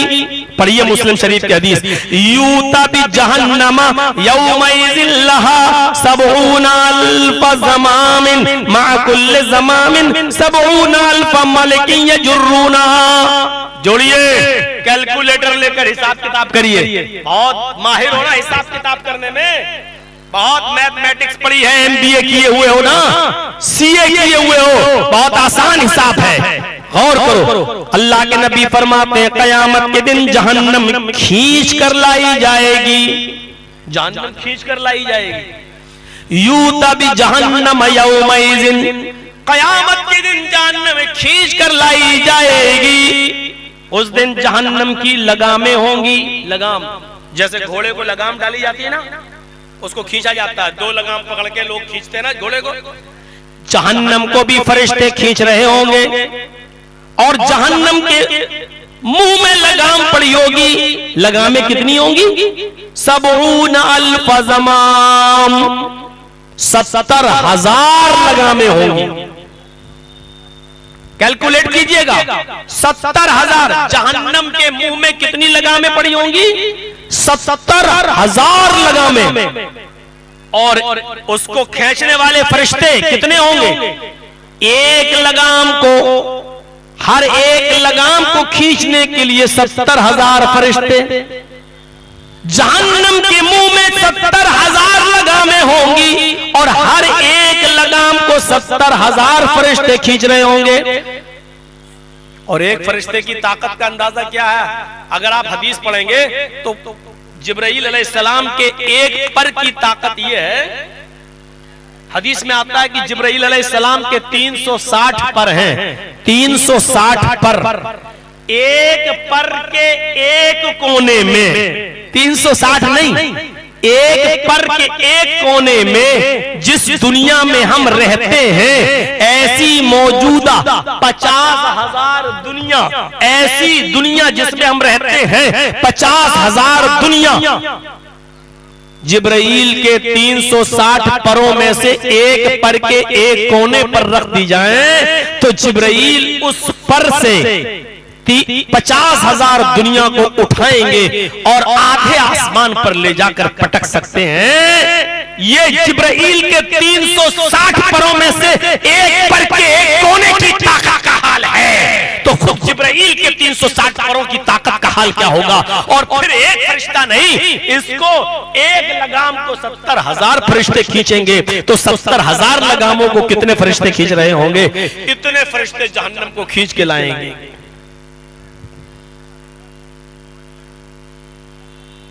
फिर वो जहन्नम उस वक्त चिल्ला रही होगी, चीख रही होगी, उकिल तो भी सलास, 3 किस्म के लोगों को मेरे अंदर डाला जाए। मैं 3 किस्म के लोगों पर मुसल्लत कर दी गई, मैं 3 किस्म के लोगों पर मुसल्लत कर दी गई। उसमें एक को बताया था उकूकुल वालिदैन, माँ बाप के नाफरमानों को जहन्नम के अंदर डाल दो। जो दुनिया में अपने माँ बाप को सताया करते थे, मैं उनके लिए लाई गई हूँ। इस जहन्नम में उनको डालो जो दुनिया में अपने माँ बाप को रुलाते हैं, अपने माँ बाप को सताते हैं। वह शैखुन ज़ानिन, और उस बूढ़े आदमी को जहन्नम में नहीं मेरे अंदर डालो। जिसने बुढ़ापे में जिना किया है, जो बुढ़ापा में जिसकी रगें बिल्कुल पस्त हो चुकी है, जो किसी काम के लायक नहीं रहा, एक्स्ट्रा ताकत हासिल करके सेक्स पावर की दवाएं इस्तेमाल करके उसने बुढ़ापे के अंदर जिना जो करता था और उसी का शौकीन था, ऐसे शख्स को भी जहन्नम में डालो। तीन किस्म के लोगों के लिए मैं मुसल्लत की गई। माँ बाप के नाफरमानों को डालो, उस बूढ़े आदमी को भी मेरे अंदर डालो जिसने बुढ़ापे के अंदर जब कोई उसके आदा जब मुस्महिल हो गए, जवाब दे गए, ऐसी पोजीशन में उसने एक्स्ट्रा मसनूई ताकत बढ़ाकर उसने जवान बेटियों के साथ, लड़कियों के साथ जिना किया, उसको भी डालो। अल मुसव्विरून, और तस्वीरें बनाने वालों को, तस्वीरें खींचने वालों को, तस्वीरें बनाने वालों को भी जहन्नम के अंदर मेरे अंदर डालो। मेरे प्यारे साथियों, ये तीन किस्म के लोगों के लिए जहन्नम चीख चीख कर कह रही होगी। क्या ये बुराइयां हमारे अंदर नहीं पाई जा रही हैं? क्या हम सभी लोग अपने माँ बाप के फर्मा बरदार हैं? क्या इस मजमे में, जलसे में कोई ऐसा नहीं बैठा जो अपने माँ बाप को रुलाता हो, अपने माँ बाप को सताता हो? अब आप कहोगे बाप की गलती है। बाप की कितनी गलती हो, बाप को मार नहीं सकते, बाप को सता नहीं सकते। एक शख्स ने कहा, अल्लाह के नबी सल्लल्लाहु अलैहि वसल्लम, सबसे बड़ा अच्छा अमल क्या है? क्या मैं जिहाद करने जाना चाहता हूँ? आपने फरमाया, क्या तुम्हारे माँ बाप जिंदा हैं? उसने कहा, हाँ, मेरे माँ और बाप दोनों जिंदा हैं। आपने फरमाया, जाओ, लौट जाओ, फफीहिमा वजाहिद, जाओ, उन्हीं की खिदमत करके तुम जिहाद करो, यानी उन्हीं की खिदमत करके तुम जन्नत को हासिल कर लो। ये माँ बाप का मकाम है। एक हदीस में अल्लाह के नबी ने फरमाया, अबाका व इन ज़लमका, अपने बाप की हर हाल में इताअत करो, अपने बाप की हर हाल में फरमा बरदारी करो। व इन ज़लमका, अगरचे तुम्हारा बाप तुम्हारे ऊपर जुल्म ही क्यों ना करता हो। ये नहीं कह सकते हो कि मेरे बाप की गलती है, मेरा बाप मेरे ऊपर जुल्म करता है। बाप जालिम ही क्यों ना हो, लेकिन बाप के जुल्म के बावजूद बाप के साथ अच्छा सलूक किया जाएगा, बाप के साथ हुस्ने सलूक से पेश आया जाएगा, बाप के ऊपर जुल्म नहीं किया जाएगा। बाप जुल्म कर रहा है, उसका गुनाह बाप को पड़ेगा। बाप जुल्म कर रहा है, उसकी सजा उसको मिलेगी क़यामत के दिन। लेकिन औलाद को हक नहीं है कि वो अपने बाप पर जुल्म करे। अतिअ बाप व इन ज़लमक, अपने बाप की इताअत करो चाहे वो जालिम ही क्यों ना हो। हजरत मुआज़ फरमाते हैं कि अल्लाह के नबी सल्लल्लाहु अलैहि वसल्लम ने मुझे 10 बातों की वसीयत फरमाई। औसानी रसूलुल्लाह सल्लल्लाहु अलैहि वसल्लम बिअशर कलिमात, 10 बातों की नसीहत फरमाई। उन वसीयतों में, 10 बातों में पहली चीज ये थी, ला तुशरिक बिल्लाहि शैअन, अल्लाह के साथ किसी को शरीक न करना। इन कुतिलता हुर्रिकता, अगरचे तुझे कत्ल कर दिया जाए, जला दिया जाए, शिर्क मत करना। और दूसरी चीज क्या कहा, वला तउक़न्न वालिदैक व इन अमराका अन तखरुज मिन अहलिका व मालिक, अपने माँ बाप की कभी भी नाफरमानी मत करना, उनको कभी भी मत सताना। अगरचे तुम्हारे माँ बाप तुम्हारी बीवी बच्चों से और तुम्हारे मालो दौलत को छोड़ देने का हुक्म तुम्हें दे, अपने माँ बाप के हुक्म पर अपने बीवी बच्चों को छोड़ देना और अपने मालो दौलत को छोड़ देना, लेकिन इस हाल में भी अपने माँ बाप की नाफरमानी मत करना। मेरे प्यारे साथियों, जरा गौर कीजिए, गौर कीजिए। जहन्नम कहेगी कि मैं इन 3 लोगों के ऊपर मुसल्लत कर दी गई, इन 3 लोगों के ऊपर मैं इन 3 लोगों के लिए मैं लाई गई हूँ। ऐ अल्लाह, मुझे मेरे अंदर इन 3 किस्म के लोगों को डालो, माँ बाप के नाफरमानों को, उस बूढ़े आदमी को जिसने बुढ़ापे में जिना किया, और तस्वीरें बनाने वालों को, खींचने वालों को। खींचो, लो मौलाना जर्जीस के साथ अपने मोबाइल में सेल्फी और पेश करो, डालो अपने यारों दोस्तों को, दिखाओ कि देखो हम मौलाना जर्जीस से मिलके आए हैं, तौहीद साहब से मिलके आए हैं, फला से मिलके आए हैं, डालो। लेकिन हमने कभी इनके किसी चीज का मजबूरी में जवाज का फतवा देना एक अलग चीज है, लेकिन किसी चीज को बिला जरूरत इस्तेमाल करना, जिस चीज की जरूरत ही ना हो और जो चीज जायज ना हो और बिला जरूरत फिर हम उसको अपने कैमरों में कैद करें और कैच करें, ये कहाँ की इंसानियत है, ये कहाँ का की शरीयत है। मेरे भाइयों, जरा हमें और आपको इन चीजों पर गौर करना चाहिए। अल्लाह के नबी सल्लल्लाहु अलैहि वसल्लम फरमा रहे हैं, एक और चीज पर गौर कीजिए, नबी अकरम सल्लल्लाहु अलैहि वसल्लम ने फरमाया, हजरत अनस इस हदीस के रावी हैं, कहते खतबाना, सुनिएगा बड़ी गौर से सुनिए, खतबाना रसूलुल्लाह सल्लल्लाहु अलैहि वसल्लम खुतबतन मा समिअतु मिस्लहा कत्तु। एक बार अल्लाह के नबी ने ऐसा खुतबा दिया, एक बार अल्लाह के नबी ने ऐसा खुतबा दिया कि मैंने उस जैसा खुतबा उससे पहले कभी नहीं सुना। मा समिअतु मिस्लहा कत्तु, मैंने उस खुतबे से पहले वैसा खुतबा कभी नहीं सुना। उस खुतबे में अल्लाह के नबी ने फरमाया, लौ तअलमूना मा अअलमु लज़हिकतुम कलीलन व लबकैतुम कसीरा। ओ लोगों, जो बातें मैं जानता हूं अगर वो मैं तुम्हें बता दूं और तुम जान जाओ, जहन्नम के सिलसिले में मैं जो बातें जानता हूं अगर वो मैं तुम्हें बता दूं और तुमको पता चल जाए, अगर वो बातें तुम्हें मालूम हो जाएं जो मैं जानता हूं, लज़हिकतुम कलीलन व लबकैतुम कसीरा, तो दुनिया में तुम्हें हंसी कम आएगी और रोना ज्यादा आएगा। दुनिया में तुम्हें हंसी कम आएगी और रोना ज्यादा आएगा। अभी आजकल हम लोग रोते कम है, हंसते ज्यादा है ना। अल्लाह के नबी कहते हैं कि अगर वो बातें मैं तुम्हें बता दूं जो मैं जहन्नम में देख कर आया हूं, मुझे फरिश्तों ने दिखाया जहन्नम का, जब दीदार कराया जहन्नम के अज़ाब के सिलसिले में, अगर वो मैं तुम्हें बता दूं तो तुम्हें दुनिया में हंसना कम आएगा और रोना ज्यादा आएगा। इतना ही नहीं, वाला खरज तो मिला सौदा, जहन्नम के आज़ाब के बारे में अगर तुम्हें पता चल जाए तो तुम बियाबान जंगलों में चले जाओगे, बियाबान जंगलों का रुख कर लोगे, तुम सहरा में चले जाओगे, जंगलों में चले जाओगे, बीवी बच्चों को छोड़ दोगे और जंगलों का रुख अख्तियार कर लोगे। नहीं, अब ये दुनिया में रहना बेकार है, जंगलों में चले जाओगे। तजारून इल्लल्लाह, अल्लाह की पनाह मांगते फिरोगे, अल्लाह मुझे अपनी पनाह में ले ले, अल्लाह जहन्नम का अज़ाब हम बर्दाश्त नहीं कर सकते। वाला खरजतुम मिनस सौदात, जंगलों में चले जाओगे। वमा तलज़्ज़ज़तुम बिन्निसा, अपनी हसीनो जमील और खूबसूरत बीवियों को भी छोड़ दोगे, उनसे लज्जत हासिल नहीं करोगे, उनके बगल में नहीं लेटोगे, उनके साथ सोना गवारा नहीं करोगे, उनसे मिलना गवारा नहीं करोगे। ओ क्लियर साफी क्यों न कह दूं, वमा तलज़्ज़ज़तुम, तुम उनसे हम बिस्तरी भी नहीं करोगे, छोड़ दोगे, नहीं हमें नहीं करना। क्यों? हम बिस्तरी करेंगे, मिलेंगे, अजान होगी, नहीं नहा पाए, फजर की नमाज छूट जाएगी, क्या होगा मेरा जहन्नम में। अगर जहन्नम के अजाब के बारे में मैं तुम्हें बता दूं जो मैं जानता हूं, अगर वो तुम्हें मालूम हो जाए तो तुम अपनी बीवियों को भी छोड़ बैठोगे और जंगल में चले जाओगे और अल्लाह की पनाह ले लोगे। क्या एहसास दिलाया है नबी अकरम ने हमें। कितना एहसास है हमारे और आपके अंदर, कितना सोचते हैं हम और आप, कितनी फिक्र है।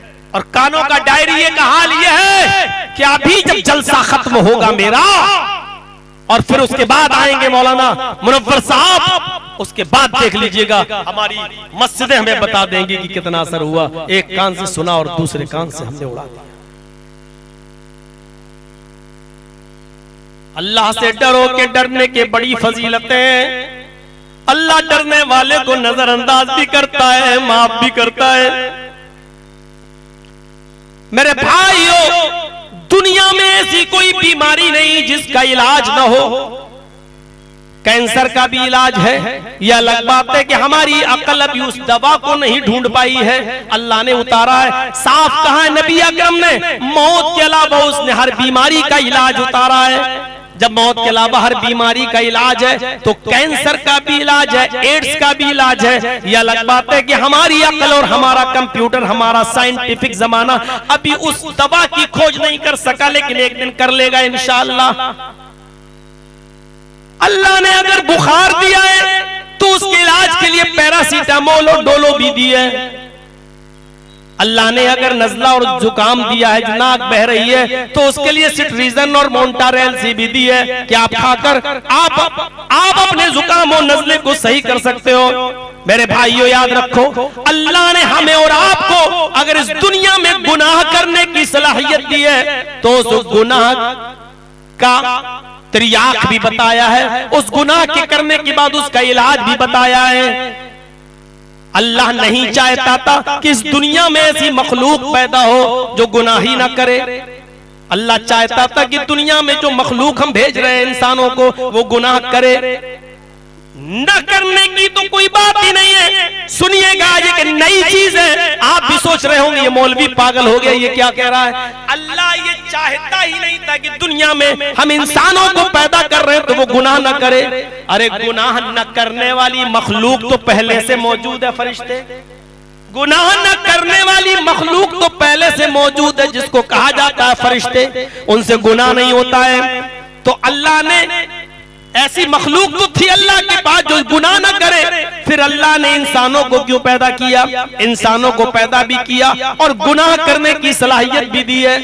अल्लाह ने इसलिए पैदा किया, आए मेरे बंदो तुम दुनिया में जाओगे, गुनाह भी तुमसे होंगे, लेकिन याद रखना गुनाह करने की सलाहियत हमने तुम्हें दी है। लेकिन जिस तरह अंधा अगर किसी खूबसूरत हसीन और जमील लड़की को नहीं देखता है, तो इसमें अंधे का क्या कमाल है? इसमें अंधे का क्या कमाल है? अरे अंधा कहे आज तक हमने किसी लड़की को नहीं देखा, हमें कोई गुनाह नहीं पड़ेगा, तो इसमें अंधे का क्या कमाल है? अरे उसको तो दिखता ही नहीं है, उसको तो दिखता ही नहीं है। अगर अंधा ये कहे कि हमने कोई हराम चीज नहीं देखी, तो इसमें उसका क्या कमाल है? अरे उसको तो दिखता ही नहीं है। अरे कमाल तो उसका है कि जिसके पास आंखें हैं और खूबसूरत लड़की भी आ रही है, और वो लड़की पूरा मौका भी दे रही है, हसीन और जमील है, कम उम्र है, और वो बुला भी रही है, आओ, मौके भी हैं, तन्हाई भी है, सब कुछ है, और ऐसे मौके पर हम उस लड़की के हुस्न जमाल को देखें और सारे मौके होने के बावजूद कह दे इन्नी अखाफुल्लाह, मैं अल्लाह से डरता हूं, मैं तेरे करीब नहीं जाऊंगा। ये है कमाल।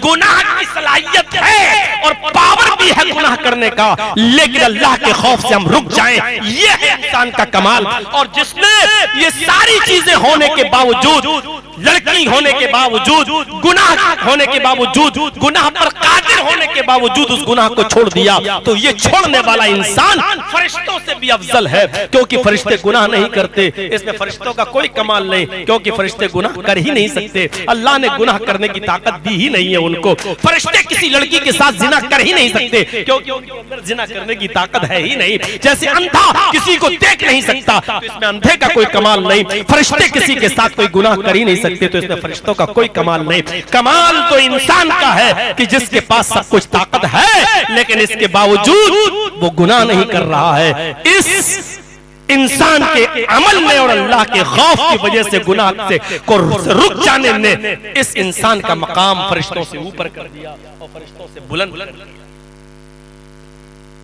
गुनाह तो होंगे, अल्लाह ने अगर बीमारी उतारी है तो उसका इलाज भी उतारा है। अल्लाह ने गुनाह करने की सलाहियत दी है तो उसका त्रियाक इलाज भी बताया कि मेरे बंदे जब तुझसे गुनाह हो जाए तो उस गुनाह पर नादिम हो। पहली चीज तौबा ये नहीं है गुनाह करो जानबूझकर शराब पियो अल्लाह मुझे माफ कर दे, ये नहीं। अगर गुनाह हो जाए, एहसास हो अल्लाह मुझसे बहुत बड़ा गुनाह हो गया, नादिम होना पहली चीज, नदामत हो। दूसरी चीज फौरन उस गुनाह को छोड़ दो। मसलन शराब पी रहे हो, एक घूट दो घूट पिया, फिर एकदम ख्याल नहीं गलत चीज छोड़ दिया। पहली चीज अरे ये मैंने क्या किया, बहुत बड़ा गलत काम हो गया, ओह दो घूट ही सही लेकिन मैंने बहुत गलत, नहीं ये हो गई शर्मिंदगी। अब उसके बाद तीसरा घूट ना जाने पाए, फौरन शराब को छोड़ दो। दूसरी चीज उस गुनाह को फौरन तर्क कर दो। और तीसरी चीज अल्लाह मैं कसम खाता हूं आज के बाद मैं शराब को हाथ नहीं लगाऊंगा, यानी उस गुनाह को दोबारा न करने का अज़्म और हौसला। ये तीन चीजें जब तक हमारे अंदर नहीं पाई जाएंगी तौबा कबूल नहीं होगी। तौबा के लिए शर्त है पहली चीज अपने गुनाह पर नादिम होना, दूसरी चीज उस गुनाह को उसी वक्त छोड़ना, और तीसरी चीज उस गुनाह को दोबारा कभी न करने का अज़्म और हौसला और इरादा करना। ये तीन काम जब तक हमारे अंदर नहीं होंगे तुम्हारी तौबा कबूल नहीं होगी। तो इंसान से जब गुनाह हो जाए तो फौरन कहे अस्तगफिरुल्लाह रब्बी मिन कुल्लि ज़म्बिन व अतूबु इलैह। यही उसका इलाज है। जैसे बुखार आता है पैरासीटामोल खा लेते हो, जैसे खांसी और नज़ला और जुकाम होता है तो मोन्टारेलसी ले लेते हो, उसी तरीके से जब इंसान से गुनाह हो जाए तो उसका भी इलाज है अस्तगफिरुल्लाह रब्बी मिन कुल्लि ज़म्बिन व अतूबु इलैह। गौर करो उस शख्स के वाक़े को जिसने अपने बेटों से कहा था, मौलाना को बुलवा लीजिए मुनव्वर साहब को, 2 बजे हम खत्म कर देंगे। तो मेरे भाइयों सोचिए, गौर कीजिएगा, वो बनी इस्राइल, बुखारी के अंदर वाक़या, बनी इस्राइल के अंदर एक शख्स था ना, बनी इस्राइल के अंदर इतना डरता था, इतना डरता था अल्लाह से, हालांकि उसने बहुत गुनाह किए, कोई नेकी नहीं की, लेकिन उसने मरते वक्त अपने बच्चों से कह दिया, अरे मेरे बच्चों, मेरी एक वसीयत पर अमल करना। थोड़ा सा बैठ जाइए, बहुत अच्छी चीज बता रहा हूं, इसको सुन लीजिए। आए मेरे बच्चों, जब मैं मर जाऊं तो मेरे मरने के बाद मेरी एक वसीयत पर अमल करना, मुझे कब्र में दफन न करना। क्या कहा उसने? मेरे बच्चों, जब मैं मर जाऊं तो मुझे कब्र में दफन न करना, मुझे जला देना, और जब मैं जल जाऊं तो मेरी राख को मसल देना, और जब मेरी राख मसल जाए तो किसी समंदर के किनारे खड़े होकर हवा जिस तरफ हो उसी तरफ उसको बहा देना, ताकि मेरी राख समंदर में चली जाए और समंदर के थपेड़े, समंदर की मौजें मेरी राख को इधर से उधर कर दें। बच्चों ने कहा, अब्बू जान आप ऐसा क्यों कह रहे हैं? फरमाया, मेरे बेटों, मैंने इतने गुनाह किए हैं, इतने गुनाह किए हैं, अगर मुझे अल्लाह ने दोबारा जिंदा कर दिया, अगर अल्लाह ने मुझे दोबारा जीवित कर दिया तो मुझे जहन्नम में डालकर इतना सख्त अज़ाब देगा जिसकी कोई हद नहीं। मैं नहीं चाहता कि मुझे दोबारा जिंदा किया जाए। जब मैं मर जाऊं तो मेरी जिस्म को, बॉडी को जलाकर राख कर देना, और राख को मसल कर समंदर के किनारे खड़े होकर उसी तरफ डाल देना, ताकि समंदर की मौजें मेरी राख को इधर से उधर ले जाएं। बच्चों ने उसके मरने के बाद ऐसा ही किया और राख को मसल कर समंदर के किनारे डाल दिया, और समंदर की मौजों ने, थपेड़ों ने उसको बहा ले गई। अल्लाह रब्बुल आलमीन ने समंदर को हुक्म दिया कि उसकी राख को यकजा करो, यकजा हो गई। अल्लाह ने उसके ज़र्रात को और अज्जा को हुक्म दिया कि इंसान की शक्ल में आ जा, फिर कहा कि जिंदा हो जा। वो आदमी फिर जिंदा हो जाता है। अल्लाह रब्बुल आलमीन ने उससे सिर्फ इतना ही पूछा, तुझे ऐसा करने पर किस चीज ने मजबूर किया? आखिर ऐसा तूने क्यों किया? ऐसा करने पर तुझे किस चीज ने मजबूर किया? क्यों ऐसा किया? अपने बच्चों को ऐसी वसीयत करने का हुक्म तूने क्यों दिया? उसने कहा, खशियतक, आए अल्लाह, तेरे डर से, तेरे खौफ से कि तू दोबारा जीवित न कर दे और मुझे अजाब न दे। अल्लाह ने कहा, तू सच बोलता है, मेरे खौफ ने तुझे ऐसा करने के लिए मजबूर किया। जब तू मुझसे इतना डरता तो जा, मैंने भी तुझे बख्श दिया है, जा, मैंने भी तुझे माफ कर दिया, तेरे गुनाह बख्श दिए। तो मेरे भाइयों, अंदाजा लगाइए कि अल्लाह तकवा करने वाले और परहेजगार और डरने वालों को कितना पसंद करता है, कितना महबूब है, उनको समझता है। डरिए अल्लाह से, लेकिन डरने का मतलब क्या है? ऐसे नहीं जब शराब के करीब जाएं तब डरे कि नहीं कोई देख रहा हो ना देख रहा हो, लेकिन अल्लाह जरूर देख रहा है। शादी के मौके पर डरे, बीवी के साथ अच्छा सलूक करें, मारे पीटे नहीं उस मौके पर डरे, क्योंकि जब खुतबा निकाह होता है तो कुरान की ये तीनों आयतें पढ़ी जाती हैं जिसमें तकवे से ताल्लुक है। या अय्युहल्लज़ीना आमनू तक़ुल्लाह हक़्क़ तुक़ातिही, या अय्युहन्नासु तक़ू रब्बकुमुल्लज़ी ख़लक़कुम मिन नफ़्सिन वाहिदा, और या अय्युहल्लज़ीना आमनू तक़ुल्लाह वक़ूलू क़ौलन सदीदा। ये तीन आयतें अल्लाह पढ़ी जाती है जिसमें सब तकवा है, यानी मियाँ बीवी, हस्बैंड वाइफ, शौहर और बीवी के दरमियान जो ताल्लुकात उसमें भी अल्लाह का डर रहना चाहिए। एक शख्स को, बुखारी की रिवायत है, अपनी चचेरी ही बहन से बहुत ज्यादा मोहब्बत थी। अपने चचा की जिंदगी में वो अपनी चचेरी बहन से मिल नहीं सका। चचा के मर जाने के उसकी लड़की की शादी हो गई, बच्चे भी हो गए। और चचा का इंतकाल भी हो गया। इस लड़की का शौहर बीमार हो गया, उसके पास फाके पड़ने लगे अपने बीमार शौहर के इलाज के लिए। उसके पास कुछ नहीं था तो ये अपने चचेरे भाई के पास गई। उसको नहीं मालूम था कि मेरे चचेरे भाई को मुझसे मोहब्बत है और वो मुझे दिलो जान से चाहता है। ये उसके पास गई और अपने शौहर की बीमारी का तस्करा करके कुछ मदद मांगी। आए मेरे चचेरे भाई या अपना आम, अगर तू मेरी कुछ मदद कर देगा तो तेरा क्या बिगड़ जाएगा, तेरे पास अल्लाह ने बेतहाशा दौलत दी है। उसने कहा ठीक, मैं तुम्हारी मदद तो कर दूंगा, लेकिन मेरी शर्त यह है कि आज की रात तुम्हें मेरे पास गुजारना पड़ेगी। देखो मैं अपने चचा की जिंदगी में तो तुम्हें नहीं पा सका, लेकिन मैं मुश्ताक था, मैं तुम्हारे जिस्म का मुश्ताक था, मुझे तुम्हारे साथ खेलना है। अगर तुम आज की रात मेरे पास सोने का वादा करो तो फिर मैं तुम्हारी कुछ मदद करूं। एक तरफ उसने अपने शौहर की बीमारी की तरफ नजर डाली, दूसरी तरफ उसने अपने बच्चों की भूखमरी की तरफ नजर डाली, फाके की तरफ नजर डाली। तो वो न चाहते हुए भी चीख पड़ी, कहने लगी ठीक है आज की रात मैं तेरे पास आ जाऊंगी, लेकिन मेरी अभी कुछ मदद कर दे। उसने उसकी मदद की और वो लेकर चली आई। अपने शौहर के लिए दवा इलाज का इंतजाम किया और अपने बच्चों को खिला पिला कर सुला दिया। और जब वादे के मुताबिक उस रात की तारीकी में अपने चचेरे भाई के पास चली गई। जैसे ही वो अपने चचेरे भाई के करीब गई, चचेरा भाई उसके करीब आया तो क्या देखता है कि वो बहन मेरी चचेरी कांप रही और थर्रा रही है, उसकी कपकपी तारी है, कांप रही और थर्रा रही है।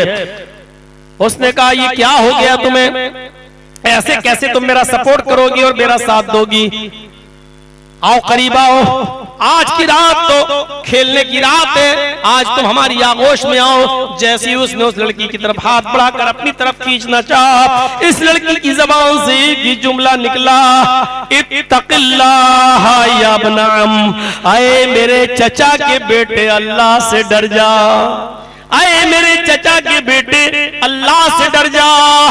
आज तक मेरी नामूस पर, मेरी इज्जत पर किसी ने हाथ नहीं डाला है और तू उस मोहर को तोड़ने जा रहा जो अल्लाह ने तेरे लिए हलाल नहीं किया है। अल्लाह से डर जा। इतना जुमला उसकी ज़बान से निकला कि वो थर थर कांपने लगा, थर थर कांपने लगा, कहने लगा ए मेरी चचेरी बहन, एक गुनाह पर तू इतना ज्यादा शर्मिंदा है और अल्लाह से इतना डर रही है, कांप रही है, हालांकि वो गुनाह भी तूने किया भी नहीं है, अभी वो गुनाह किया भी नहीं और फिर भी तू इतना डर रही है, इतना डर रही है। मेरी तो सारी जिंदगी गुनाहों में गुजर गई, मेरी तो सारी जिंदगी गुनाहों में बसर हो गई, मेरा क्या होगा। जा मैंने तुझे माफ कर दिया, जा मैं तुझे नजरअंदाज करता हूँ। जब वो जाने लगी और दरवाजे पे पहुंची तो इसने चीखते हुए कहा मेरी बहन, कयामत के दिन जब अल्लाह मुझे जहन्नम में डाले, मेरे गुनाहों की वजह से जब मुझे जहन्नम में फेंके, तो इतना जरूर तू अल्लाह के सामने खड़ी होकर कह देना, हाय अल्लाह ये मेरा चचाजाद भाई है, ये मेरी इज्जत से खेलना चाहता था, लेकिन तेरे खौफ से, तेरे डर की वजह से इसने मुझे छोड़ दिया था। तूने अल्लाह का नाम लिया, मैंने छोड़ दिया। अरे मेरी बहन, अल्लाह के खौफ की वजह से मैं तुझे छोड़ रहा हूँ, कयामत के दिन इतनी गवाही दे देना और शायद तेरी इस गवाही की वजह से अल्लाह मेरी मग़फ़िरत फरमा दे, अल्लाह मुझे बख्श दे, अल्लाह मुझे बख्श दे। गौर करो मेरे प्यारे साथियों, ये अल्लाह का डर है, ये खौफ है और ये डर, ये खौफ हमारे और आपके अंदर भी आना चाहिए। सिफ़तुस सफ़्फ़ा में अल्लामा इब्न क़य्यिम अल-जौज़ी एक वाक़या नकल करते हैं। खुरासान अरब शहर का एक शहर है खुरासान। यहया इब्न अय्यूब खुरासान के दरवाजे पर बैठ गए। खुरासान का दरवाजा ऐसा था कि वहां से कब्रिस्तान साफ दिखाई देता था। कब्रिस्तान, उस कब्रिस्तान में जितने भी आने जाने वाले लोग थे सब दिखाई दे रहे थे। रात की तारीकी में खुरासान के दरवाजे पर यहया इब्न अय्यूब बैठ गए। अंधेरी रात में उस कब्रिस्तान को देखने लगे और कहने लगे एक दिन मुझे भी इस कब्रिस्तान में आना है, एक दिन मुझे भी यहाँ दफन होना है, एक दिन इस कब्र के नीचे मुझे भी मिट्टी में मिल जाना है, एक दिन मेरा भी यही हाल होगा जो इन कब्र वालों का है, मुझे भी इसी जगह पर आना है। मेरे प्यारे साथियों, यहया इब्न अय्यूब रात की तारीकी में कब्रिस्तान पर अंधेरे में नजर डालकर उस कब्रों को देखकर अल्लाह को याद कर रहे हैं, अपनी मौत को याद कर रहे हैं। इतने में उनकी नजर एक आदमी के ऊपर पड़ी जो कंबल ओढ़े हुए और अपना चेहरा छिपाए हुए है। वो एक कब्र के पास जाता है और अचानक उसने फूटी हुई टूटी हुई कब्र देखी। एक फूटी और टूटी हुई कब्र के पास जाकर बैठ जाता है। एक फूटी और टूटी हुई कब्र के पास जाकर जैसे बैठ जाता है, यहया इब्न अय्यूब दूर से देखकर कहते हैं ये कौन हो सकता है और ये फूटी हुई कब्र के पास जाकर क्यों बैठा है। यहया इब्न अय्यूब कहते चले और इस आदमी के पास चलकर देखें ये कौन है। यहया इब्न अय्यूब जाते हैं और धीरे धीरे चलते हैं और उसके पीछे बैठ जाते हैं। उसको पहचान नहीं पाते हैं, ऐसे उसकी पीठ पर हाथ थपथपाते हैं। उसने पीछे मुड़कर देखा तो सामने यहया इब्न अय्यूब है और यहया ने जब नजर मिलाई तो देखा ये तो मेरे दोस्त सादून हैं जो दिन में मेरे साथ रहते हैं और रात में उनका यह हाल है कि कब्रिस्तान आ जाते हैं अपनी मौत को याद करने के लिए। सादून ने यहया को देखा तो फरमाया, आए यहया, इस टूटी हुई कब्र को देखो, इन हड्डियों को देखो और इस कब्रिस्तान पे नजर डालो। आए यहया, आज इन मुर्दों के हाल पर रो लो। आज रोना बेहतर होगा कल के रोने से। ऐसा न हो कि कल हमारे पास अमाल न हो और हमें रोना पड़े। उससे बेहतर ये कि आज इन मुर्दों के हाल पर रोकर अपनी मौत को याद करके हम भी रो लें। हजरत सादून ये कहते गए और यहया इब्न अय्यूब कहते हैं कि सादून कहने लगे, यहया उस दिन हमारा क्या हाल होगा जब नामे आमाल खोले जाएंगे, नेकियां और बुराइयों को हम अपनी आंखों से देख रहे होंगे, उस वक्त हमारा क्या हाल होगा। यहया इब्न अय्यूब ने ये सुना सादून के मुंह से तो वो बेहोश होकर जमीन पर गिर पड़े। सादून अपने कुर्ते की कमीज की आस्तीन से उनके पसीने को पोंछते रहे और उनके ऊपर पानी के छींटे मारते रहे। थोड़ी देर के बाद यहया इब्न अय्यूब को जब होश आता है, यहया इब्न अय्यूब को होश आता है तो सादून कहते हैं, आए यहया, अगर आज तुम मर जाते, आज अल्लाह के खौफ की वजह से तुम मर जाते तो आज तुमसे ज्यादा खुश नसीब कोई इंसान नहीं होता। तुम सिर्फ बेहोश हुए हो, अगर आज अल्लाह के खौफ से तुम्हारा इंतकाल हो जाता, तुम मर जाते तो आज तुमसे ज्यादा खुश नसीब कोई नहीं होता। तो मेरे प्यारे साथियों, ये खौफ खुदा था।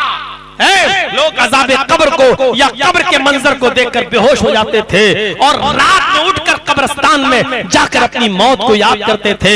और इस तरीके से बहुत से लोग मौत को याद करते हैं कि कब्र में हड्डियों को देखकर वो कहा करते थे, आए हड्डियों, कल तुम मेरे जैसी थी और कल मैं तुम्हारी तरह हो जाऊंगा। आए हड्डियों, कल तुम मेरे जैसी थी और कल मैं तुम्हारी तरह हो जाऊंगा।